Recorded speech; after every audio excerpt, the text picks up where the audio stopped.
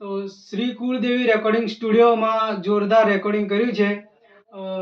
Recording સ્ટુડિયોના honour આપણે વિજયભાઈ રાઠવા દેવીરામપુરા.